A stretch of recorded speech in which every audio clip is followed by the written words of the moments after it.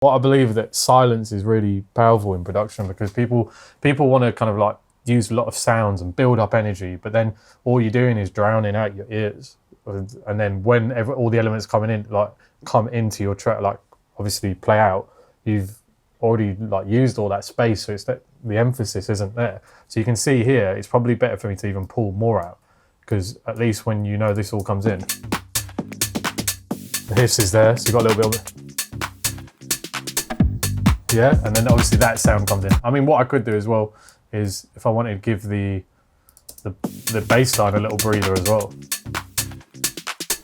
See, and then it just flicks in. So like even that on a dance floor, like people, obviously you want to make your track, if you're going to send it to labels and make it like DJ friendly, you want to have, you kind of want this so people like want to fit it in their sets, they want to play it in their sets. And these are like little, it's just a quick way to kind of, once you've got all your kind of more creative process out of the way, when you start working on the arrangement, which is still obviously creative, but yeah, I mean, look how effective that kind of is.